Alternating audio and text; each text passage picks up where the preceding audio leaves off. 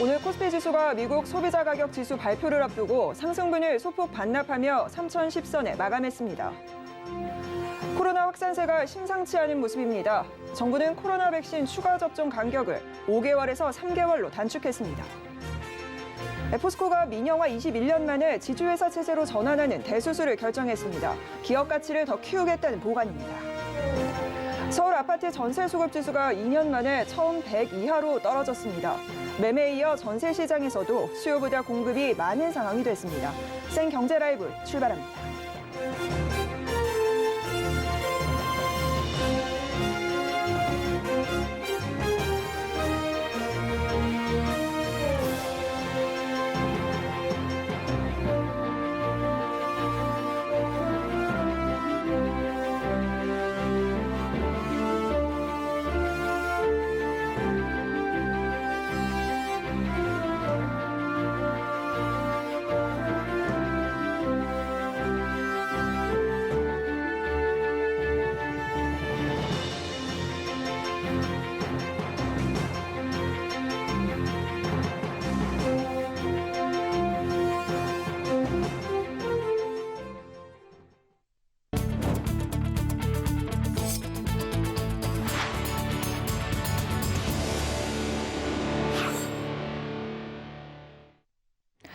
시청자 여러분 안녕하십니까? 생경제라이브 김혜영입니다. 최근 중국 생산자 물가 급등 부담에도 오미크론 우려가 점차 완화되며 코스피는 7거래일 연속 상승 마감했습니다. 다만 오늘은 미국 소비자 가격 지수 발표를 앞두고 상승분을 소폭 반납했는데요. 한 주간의 증시 흐름 윤혜림 기자가 전해드립니다. 지난 8일 세계보건기구 사무총장이 남아프리카의 최근 데이터를 기반으로 오미크론의 재감염 위험은 크나 델타 변이보다 증상이 가볍다고 언급했습니다. 더불어 미국 제약사 화이자는 코로나19 백신 부스터샷 접종 시 항체가 25배 증가했으며 2회 접종만으로도 오미크론 중증 예방에 효과적이라고 발표하자 위축된 투자 심리가 개선되며 코스피는 어제까지 7거래일 연속 상승했습니다. 어제 주가지수 선물, 옵션 등 4가지 파생 상품의 완기가 동시에 찾아오는 이른바 내마녀의 날임에도 외국인이 선물 시장에서 8천 계약 이상 순매수를 하자 코스피는 강세 마감했습니다. 이에 코스피는 한 주간 1.41% 상승한 3,010.23포인트, 코스닥은 1.31% 상승한 1,011.57포인트의 거래를 마쳤습니다. 한 주간 수급 동향을 살펴보면 코스피는 개인이 대량 매도했지만 기관과 외국인이 매수했고 코스닥은 외국인이 매도한 가운데 개인과 기관이 매수했습니다. WHO, 화이자 등에서 오미크론과 관련된 긍정적인 발언이 이어지자 여행, 항공, 호텔 등 리오프닝 관련주들이 강세를 보이며 다시금 경기 회복 전망에 대해 무게가 실리고 있습니다. 오늘 유가증권 시장에서는 코스피 200 특례 편입에 따라 최근 수혜를 입은 카카오페이가 경영진 주식 매각 소식과 공매도 우려로 전거래일 대비 6% 하락한 19만 6천 원의 거래를 마쳤습니다. 다음 주 국내 증시 전망에 대해 이재선 하나금융투자연구원은 12월 FOMC 회의를 비롯해 주요국 통화 정책이 예정돼 있으나 이미 긴축적 성향이 선반영됐고 연기금과 외국인의 수급 개선이 지속된다면 기계, 음식료, 호텔 레저 등의 업종을 살펴볼 필요가 있다고 조언했습니다. 서울경제TV 윤혜림입니다. 사흘 연속 코로나 확진자가 7천 명을 웃돈 가운데 정부가 코로나 백신의 추가 접종 간격을 기존 5개월에서 3개월로 단축했습니다. 김부겸 국무총리는 오늘 중앙재난안전대책본부 회의에서 정부는 발빠른 백신 접종을 위해 18세 이상 성인은 기본 접종 후 3개월이 지나면 누구나 3차 접종을 맞을 수 있도록 하겠다고 밝혔습니다. 종전 추가 접종 간격은 18세 이상 성인 5개월, 60세 이상 4개월로 희망자에 한해 자녀 백신으로 각각 1개월씩 간격을 줄일 수 있었습니다. 이번 조치는 코로나 확산세가 심각한 상황 속에 백신 추가 접종 속도를 높이기 위한 대책이 필요하다는 판단에 따른 것으로 분석됩니다. 2050 대한민국 탄소 중립 비전 선포 1주년을 맞아 문재인 대통령과 경제단체, 산업과 에너지 부문 기업들이 만났습니다. 최태원 대한상공회의소 회장과 김기남 삼성전자 종합기술원 회장 등이 참석했는데요. 장민선 기자가 전합니다. 문재인 대통령이 오늘 최태원 대한상공회의소 회장, 김기남 삼성전자 종합기술원 회장 등을 청와대로 초청했습니다. 문 대통령은 이날 청와대 본관에서 탄소중립 선도기업 초청 전략보고회를 주재하고 주요 경제단체 및 관련 산업 에너지 부문 기업, 중견기업, 중소기업 대표들과 탄소중립 해법을 모색했습니다. 이날 행사는 2050 대한민국 탄소중립 비전 선포 1주년을 기념한 행사로 탄소중립의 선도적 역할을 해온 기업들을 청와대로 초청해 격려하고 정부의 전폭적인 지원 의지를 표명하기 위한 자리입니다. 최태원 회장을 비롯해 구자열 한국무역협회장, 김기문 중소기업 중앙회장 등 5대 경제단체 회장과 김기남 삼성전자 종합기술원 회장과 공명훈 현대차 사장 등 25명이 참석했습니다. 행사에서는 민관합동 탄소중립 산업전환 추진위원회 공동위원장이기도 한 대한상의 최태원 회장이 기업인을 대표로 발언하고 문승욱 산업통상자원부 장관이 탄소중립 전략 보고를 한 뒤 구체적 추진 방안에 대한 토론이 진행됐습니다. 정부는 청정 에너지 중심의 에너지 시스템 혁신 전략을 내세웠습니다. 탈탄소화, 분산화, 디지털화 등 에너지 시스템 혁신을 본격 추진해 에너지 공급, 전달, 소비 등 전 과정을 청정에너지 중심으로 전환하겠다는 겁니다. 이에 발맞춰 삼성전자는 미국, 유럽, 중국의 모든 사업장에서 올해 재생에너지 설비 설치, 인증서 구매 등을 통해 재생에너지 100% 사용, 2025년까지 전자폐기물 감소를 위한 순환경제 실천 활동인 지구를 위한 갤럭시 선언 등의 노력을 하겠다고 밝혔습니다. 또 현대차는 2045년 탄소중립 선언, 2035년 유럽을 필두로 2040년 기타 주요 시장에서 100% 전동화 전환 목표를 제시했습니다. 제네시스는 2025년부터 신차는 전기 수소차로 출시, 2030년 100% 전동화를 추진하며 2028년까지 모든 상용차 라인업을 수소차로 출시하는 등의 대응 노력을 제시했습니다. 서울경제TV 장민선입니다. 포스코가 오늘 이사회를 열고 지주회사 체제 전환을 의결했습니다. 그룹의 미래 신산업을 찾고 사업과 투자 관리를 전담하는 지주회사 체제로의 전환이 필요하다는 판단인데요. 문다혜 기자가 전합니다. 재계 6위 포스코그룹이 지주회사로 전환합니다. 포스코는 오늘 이사회를 열고 사업 부분을 100% 자회사로 분할하는 계획안을 의결했습니다. 포스코는 상장사 6곳과 비상장사 28곳을 둔 재계 6위의 기업 집단으로 이는 지난 2000년 민영화 이후 가장 큰 지배구조 변화입니다. 물적 분할하는 철강 사업 자회사가 포스코 이름을 그대로 쓰고 투자용 지주사가 되는 기존 법인은 포스코 홀딩스로 새 출발합니다. 포스코 홀딩스는 포스코를 비롯해 포스코 인터내셔널과 포스코 건설, 포스코 케미칼, 포스코 에너지, 포스코 ICT, 포스코 강판 등을 거느린 컨트롤 타워로 신성장 사업 발굴과 그룹의 전체적인 사업과 투자 관리 등을 맡습니다. 철강 사업회사 포스코는 물적 분할돼 지주회사가 100% 소유하게 되며 본업인 철강 사업에 집중합니다. 특히 포스코는 철강 사업회사뿐만 아니라 향후 지주사 산하에 신규 설립되는 법인들도 상장을 지향한다는 방침입니다. 당초 인적 분할과 물적 분할을 두고 고민했던 포스코가 최종적으로 물적 분할 방식을 상정한 것은 자사주 매입 등에 따른 부담을 고려한 것으로 분석됩니다. 포스코가 지주회사 체제로 바꾸기로 한 것은 철강업 이미지가 강해 다른 신사업 분야가 제대로 평가받지 못하고 있는 데다 철강업이 탄소 배출의 주범으로 꼽혀 앞으로 추가 성장이 쉽지 않기 때문으로 보입니다. 포스코의 지주사 전환은 내년 1월 말로 예정된 임시 주주 동의를 거쳐 확정됩니다. 서울경제TV 문다혜입니다. 최근 신규로 전세를 얻으려는 수요가 감소하면서 서울 아파트 전세 수급 지수가 2년 2개월 만에 100밑으로 떨어졌습니다. 한국부동산원에 따르면 이번 주 서울 전세 수급 지수는 99.1을 기록해 지난 2019년 10월 이후 약 26개월 만에 처음으로 기준선 이하로 떨어졌습니다. 전세 수급 지수는 100을 기준으로 100보다 낮으면 전세를 구하려는 수요보다 임차인을 찾는 매물이 더 많아진 것을 뜻합니다. 하나건설이 참여한 하나컨소시엄이 잠실 스포츠마일스 복합공간 조성 민간 투자 사업의 우선 협상 대상자로 선정됐습니다. 서울시는 송파구 잠실종합운동장 일대 약 35만 제곱미터의 부지에 전시와 컨벤션 및 야구장 등 스포츠 문화시설과 이를 지원하는 업무, 숙박, 상업시설 등을 조성할 계획이라고 밝혔습니다. 코엑스의 2배 규모가 될 잠실 마이스 사업은 복합시설로는 국내 최대 규모의 민간 투자 사업으로 약 2조 원 규모로 알려졌습니다. 서울시는 빠른 시일 내에 협상단을 구성해 이르면 내년 1월부터 우선 협상 대상자와 실시 협약 체결을 위한 협상에 착수해 2023년 상반기 협약을 체결할 예정입니다. 내 손 안의 금융비서로 불리는 마이데이터 서비스가 내년 1월 전면 시행됩니다. 이 가운데 4개 증권사가 먼저 출발선을 끊었는데요. 증권사들은 저마다 고객 유치를 위해 차별화 전략을 진행하고 있다고 합니다. 최민정 기자입니다. 이번 달 1일을 시작으로 미래에셋증권, NH투자증권, 키움증권, 하나금융투자 등 증권사 4곳이 마이데이터 시범 서비스를 시작했습니다. 마이데이터 서비스는 은행과 증권사, 카드사 등 각종 금융사에 흩어져 있는 금융정보를 한 곳에 모아서 보여주는 개인 맞춤형 서비스입니다.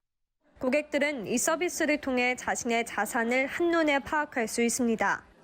증권사 입장에서도 고객들의 금융정보를 파악해 적합한 투자 상품 제공, 자산관리 자금 확보 등 다양한 이점을 남길 수 있어 고객 모시기에 적극 나서는 추세입니다. 금융사가 비금융 정보를 얼마나 확보할 수 있느냐에 따라서 상당히 다양하고 기상천외한 그런 소비자들에 대한 서비스를 제공할 수 있을 텐데 SNS의 댓글까지 또 이제 확보를 해가지고 소비자의 어떤 최근의 어떤 관심사라든지 성향 이런 것들을 파악해가지고 맞춤형 금융 서비스라든지 상품들을 제공하려고 노력을 하거든요. 증권사들은 자산을 한 번에 모아볼 수 있는 기능과 더불어 차별화 전략을 마련했습니다. 미래에셋증권은 올인원 투자진단 보고서와 연금, 절세, 특화 자문 서비스를 단계적으로 제공할 예정입니다. NH투자증권도 통합 자산조회 서비스와 더불어 투자 성과 리포트를 내놨습니다. 하나금융투자는 하나금융그룹 계열사를 통합시킨 하나합을 만들어 초개인화 맞춤형 금융 서비스 구축에 나섰습니다. 키움증권도 금융비용 개선 제안과 초개인화 투자 분석 리포트 서비스를 제공하는 전략을 선보이고 있습니다. 이외 한국투자증권과 KB증권도 내년 1월 공식 서비스 시작 시점에 맞춰 마이데이터 서비스를 제공할 예정이고 내년 하반기까지 21개의 증권사들이 마이데이터 사업에 참여할 계획입니다. 서울경제TV 최민정입니다.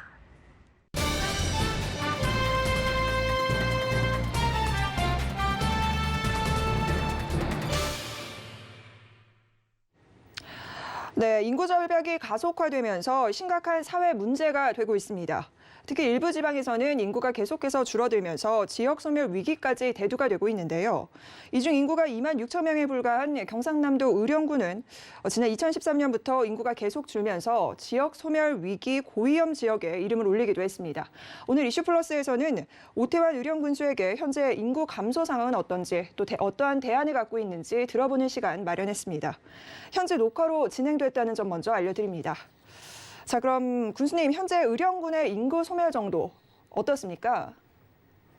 2016년 지방 소멸 위험 지수를 발표하면서 우리 지방의 인구 감소 문제는 이제 위기를 넘어서 소멸의 차원으로 더욱 심각히 논의되고 있습니다. 최근 정부에서도 대책을 강구하고 있습니다. 의령은 소멸 위험 지수가 지금 0.2 이하로 0.178입니다. 전국 상위 15위에 있는 아주 고위험 지역입니다. 의령군의 올해 출생은 현재까지 71명, 사망자는 425명으로 인구 감소 속도가 상당히 가파릅니다. 향후 인구를 분석해 보면 2030년에는 인구가 3,000명이 이상이 줄어서 2만 명대 초반에 진입하는 것으로 나타났습니다. 백척간두의 위기인 것은 분명합니다. 네, 이 가운데 의령군이 경남 도내에서 처음으로 소멸 위기 대응 추진단을 설치했다고 하더라고요. 어떤 내용입니까? 예, 정부가 전국 89곳을 인구 감소 지역으로 지정하는 등 현재 지방 소멸 문제는 국가적 해난으로 급부상하고 있습니다. 의령군은 지방 소멸 문제에 있어 정부 발표 이전부터 발빠른 행보를 해왔습니다. 저는 지난 4월 취임 후에 첫 조직 개편에서 소멸위기 대응 추진단부터 서둘러 설치했습니다. 소멸위기 대응 추진단은 경남 도내에서 최초로 설치된 기구입니다. 그리고 지방 소멸 문제는 복합적 요소가 혼재되어 있습니다. 의령군은 지방 소멸이라는 복잡하고 난해한 문제를 풀기 위해서 소멸위기 대응 추진단이 중심이 돼서 현재 해법 찾기에 아주 몰두하고 있습니다. 네, 소멸위기 대응 추진단 과연 어떤 역할을 하게 되는지가 궁금한데요. 위기 정책 담당, 또 인구 위기 대응 담당, 또 산업 혁신 담당으로 부서를 각각 구성해서 소멸6위 전반에 관한 사항, 또 인구 증가와 관련된 사항, 기업체 유치, 또 청년 정책까지 모든 정책을 추진단에서 현재 간장토록 하고 있습니다. 현재 대표적으로 몇 가지 말씀드리면 고향사랑 기부금을 활용한 우리 출향 인사들의 기촌을 유도하고 또 코로나19 청정 지역으로서의 현재 포스트 코로나 시대에 맞춘 또 정주 여건을 홍보하고 전국 최초의 미래교육기관인 어른 미래교육 테마파크와 연계한 교육 특화 도시 각인을 시키고 그런 여러 가지 어른군의 강점을 활용한 다양한 인구 유입 정책을 현재 추진하고 있습니다. 네, 지난달 열린 의령군 정례조회에서 공무원들에게 3자를 강조해 신선하다는 평가가 나왔다고 하는데요. 어떤 내용입니까? 예, 우리 직원들한테 제가 3자는 자부심, 또 자존심, 또 자신감의 앞글자인 세 자를 자를 따서 딴 것입니다. 우리 어른군은 인구 대비 코로나 확진 수가 가장 지금 적은 시군에 속합니다. 그야말로 코로나 청정 지역이라고 자부할 수 있습니다. 최근 20년 동안 그리고 우리 어른 군민의 가장 큰 염원인 국도 25선 또 4차선 확장 사업이 이번에 정부 사업에 선정됐습니다. 이것은 우리의 자부심입니다. 임진왜란 당시 최초의 의병의 발상지이자 의병의 수도가 우리 어릉입니다. 그리고 대한민국의 인류 기업뿐만 아니라 글로벌 기업인 삼성 이병철 회장님의 고향이 또 우리 어릉이지 않습니까? 또 우리 그런 어릉 군민에게는 자존심 또한 있습니다. 굽히지 않고 품위를 지키는 자존심이 우리 어릉군에 있습니다.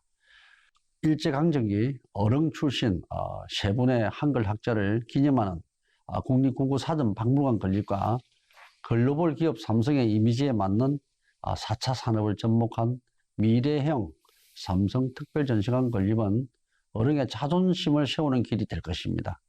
물론 이 모든 것들은 자신감이 바탕이 되어야 합니다. 네, 또 최근에는 의령군 살리기 운동이 화제가 되고 있다고요? 예, 제가 최근 공식 석상에서 새마을 운동과 같은 또 어른 살리기 운동을 벌여서라도 인구 늘리기에 모든 역량을 집중하겠다는 의지를 밝힌 적이 있습니다. 다행히 우리 언론과 지역 주민의 반응이 상당히 지금 뜨겁습니다. 우리 오늘날 대한민국의 발전의 밑바탕에는 저는 새마을 운동이 있다고 생각합니다. 새마을 운동으로 우리도 잘 살아보자라는 열망과 우리도 할 수 있다는 자신감을 갖게 되었습니다. 이런 새마을 운동을 열망과 자신감을 어른 살리기 운동의 바탕으로 삼고 현대적 의미로 계승해서 발전시켜 나가도록 하겠습니다. 또한 새마을 정신에 협동의 가치가 있습니다. 어른 살리기 운동에 전 국민이 하나된 뜻으로 서로 도와 구체적인 성과를 꼭 내도록 하겠습니다. 네, 인구 늘리기에 총력을 기울이고 계신데 특단의 대책 어떤 것들이 있습니까? 지난달 어릉미래 50년 신성장 동력 사업으로 기능할 불임 일반 산업단지가 착공식을 열고 또 본격적인 사업 시작을 알렸습니다. 저는 불임 산단의 성패가 어릉미래 50년 명운을 결정한다고 보고 이 사업에 큰 공을 들이고 있습니다. 입주 기업의 매출과 고용 창출이 지역의 선순환 구조로 이어져서 또 소멸리기 어릉군의 생명줄 역할을 할 것으로 크게 기대하고 있습니다. 저는 공격적으로 기업을 유치해 불임산단을 어릉미래 50년 신성장 엔진으로 장착해서 어릉군을 요동치게 만들겠습니다. 네, 지금까지 오태환 의령 군수님께서 지역 인구 감소 상황과 이에 대한 대책이 뭔지 저희가 자세하게 살펴봤습니다. 오늘 말씀 고맙습니다.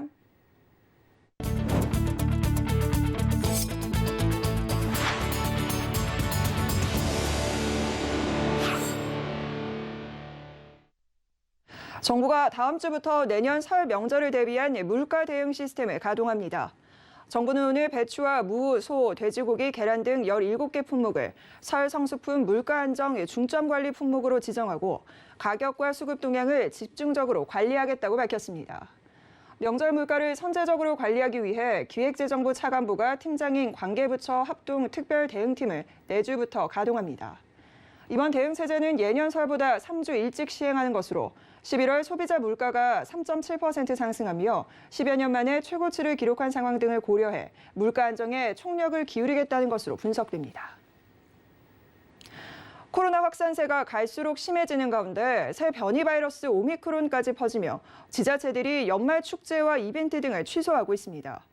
대표적인 겨울 축제인 화천 산천어 축제로 유명한 강원도 화천군은 코로나19 확산 방지를 위해 내년 초 계획했던 축제를 열지 않기로 했습니다. 강원도에서는 홍천강 꽁꽁축제, 평창 송어축제, 태백산 눈축제 등이 취소됐고 평창 대관령 눈꽃축제와 인제 빙어축제 등도 정상적인 개최가 쉽지 않을 전망입니다. 충남과 전남 등 전국 각지에서 열릴 예정이었던 해넘이와 해맞이 축제도 겨울 행사들 모두 전격 취소됐습니다. 지난해에 이어 2년 연속 연말 행사를 열지 못하게 되면서 지자체와 지역 상인 등의 근심도 늘어나는 모습입니다. 이에 지역 경제에 미치는 파장을 최소화하기 위한 대응책 마련이 필요하다는 지적이 나옵니다.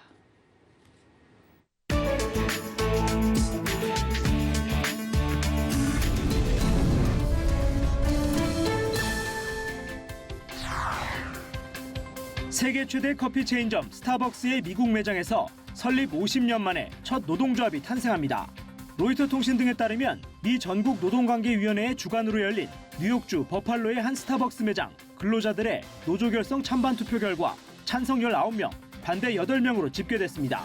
투표 결과에 따라 이 매장 근로자들은 북미 서비스 노조 지부에 가입하게 됩니다. 노조 사무실에서 줌 화면을 통해 개표 결과를 지켜보던 스타벅스 노동자들은 자리에서 뛰어올라 환호성을 지르고 서로 껴안으며 승리를 자축했습니다. 이들은 스타벅스가 미국 내에 직접 소유한 매장 9,000곳 가운데 첫 노조입니다. 이번 일은 50년 동안 사실상 무노조 경영을 해온 스타벅스의 노사관계 모델을 송두리째 뒤흔들 전망입니다. 남아프리카 공화국 케이프타운 해안가에 혹등고래 한 마리가 쓸려온 채 발견됐습니다. 시신은 현지 시간으로 6일 새벽 발견됐으나 썰물로 인해 3일 뒤 해안까지 밀려왔습니다. 케이프타운의 환경관리 담당자인 자쿠디 토이트는 로이터 통신과의 인터뷰에서 사망 원인은 영양실조와 관련이 있을 수 있다고 말했습니다. 이번에 발견된 고래의 길이는 7.8m로 혹등고래 기준으로 볼 때 비교적 작은 편입니다.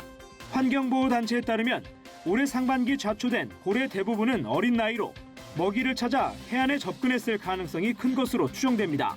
단체는 기후변화로 혹등고래의 먹이인 바닷속 크릴새우 수가 감소해 해안가 가까이 올 수밖에 없는 상황을 지적했습니다. 스콧 모리슨 호주 총리는 내년 1월 10일부터 5세에서 11세까지의 어린이들을 대상으로 코로나19 백신을 접종할 예정이라고 밝혔습니다. 호주 예방접종 자문단은 캐나다의 임상 데이터를 검토해 2회 접종 사이에 8주 간격을 둘 것을 권고했는데 발병 시 3주로 단축할 수 있도록 했습니다. 우선 화이자 백신 접종이 이뤄질 예정이며 모더나 백신의 적합성도 몇 주 안에 결론 낼 계획입니다. 모리슨 총리는 시드니에서 가진 기자회견에서 5세에서 11세 사이의 어린이들에 대한 예방접종을 할 수 있는 최초의 국가가 되기를 바란다고 말했습니다.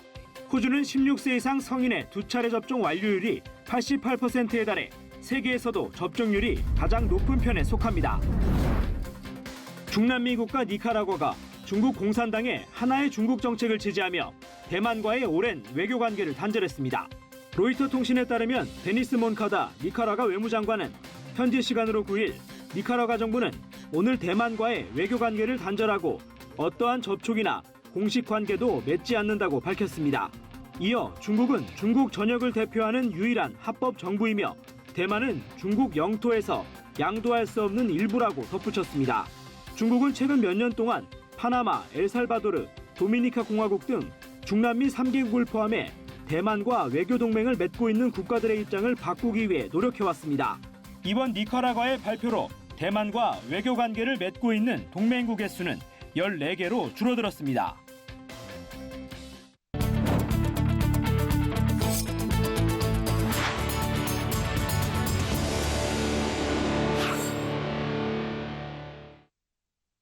네, 생경제라이브 저희가 준비한 소식 여기까지입니다. 시청해주신 여러분 고맙습니다.